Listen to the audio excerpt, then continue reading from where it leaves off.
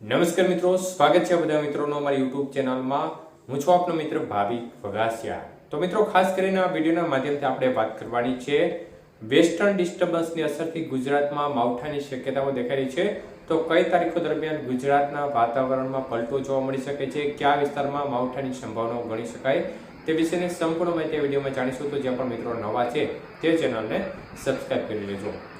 તો મિત્રો, આમ જોવા જઈએ તો અડધો શિયાળો પસાર થઈ ગયો હોવા છતાં હજી પણ ગુજરાતમાં એક પણ ભારે ઠંડીનો રાઉન્ડ જોવા મળ્યો નથી અને અત્યારનું વાતાવરણ છે તે મિશ્ર વાતાવરણ જોવા મળી રહ્યું છે। દિવસ દરમિયાન ગરમીનો અહેસાસ થઈ રહ્યો છે અને રાત્રિ દરમિયાન ઠંડીનો અહેસાસને કારણે એક પ્રકારે વાતાવરણ અનબેલેન્સ હોય ને તે પ્રકારનું જોવા મળી રહ્યું છે।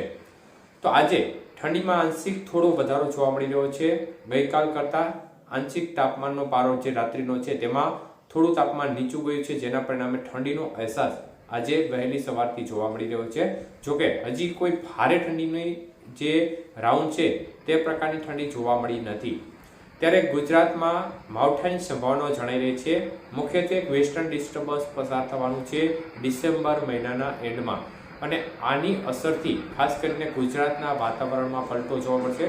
મુખ્યત્વે 31 ડિસેમ્બર 1-2 જાન્યુઆરી આ 3 તારીખ દરમિયાન ગુજરાતના વાતાવરણમાં પલટો જોવા મળી શકે છે અને ગુજરાતના ભાગોમાં વાદળછાયું વાતાવરણ ઘણા ખરા વિસ્તારોમાં જોવા મળે। અમુક વિસ્તારમાં હાઈ લેવલના કસરૂપી વાદળો પણ જોવા મળે, પરંતુ ખાસ કરીને ઉત્તર ગુજરાત અને કચ્છના ભાગો છે, બોર્ડર કાંઠાના જે વિસ્તારો છે ઉત્તર ગુજરાતના તેમજ કચ્છના જે ઉત્તરીય ભાગો છે તેમાં છૂટા છવાયા ભાગોમાં ક્યાંક ક્યાંક છાટાછૂટી જોવા મળી શકે છે। તે પ્રકારની શક્યતાઓ અત્યારે બનતી નજરે પડી રહી છે અને વાદળછાયું વાતાવરણ ઘણા વિસ્તારોમાં જોવા મળશે, પરંતુ માવઠાનું જોખમ વધુ સંભાવના છે તેમાં ઉત્તર ગુજરાત અને કચ્છના ભાગોમાં જણાઈ રહી છે। જોકે કોઈ ખાસ ભારે માવઠાની શક્યતાઓ નથી, સામાન્ય નોર્મલ છાંટાછૂટી જેવું માવઠું થવાની શક્યતાઓ અત્યારે દેખાઈ રહી છે। એટલે 31, 1 અને 2 તારીખો દરમિયાન ખેડૂત મિત્રો થોડી સાવચેતી રાખે। આ તારીખો દરમિયાન માવઠાની સંભાવનાઓ હોય તો ખેતરમાં તમારો ખુલ્લો પાક પડ્યો હોય અને જો છાંટાછૂટી થાય તો તેમને નુકસાન ના જાય તે હેતુથી યોગ્ય વ્યવસ્થા કરવી। અને બાકી આમ જોવા જઈએ તો દક્ષિણ ગુજરાતના ભાગોમાં ખાસ કોઈ મોટું જોખમ જણાઈ રહ્યું નથી। સૌરાષ્ટ્રના ભાગોમાં વાદળછાયું વાતાવરણ જોવા મળી શકે છે 31 તારીખ આજુબાજુથી અને અમુક વિસ્તારમાં ક્યાંક ક્યાંક છાટછૂટની સંભાવનાઓ ગણીને આપણે ચાલવું શક્ય તો ઓછી છે, પરંતુ આવી સંભાવનાઓ ગણીને ચાલવું જેથી કરીને આપણો કોઈ પણ પાક કે કોઈ પણ વસ્તુ ખેતરમાં પડી હોય તો તેમને નુકસાન ના જાય।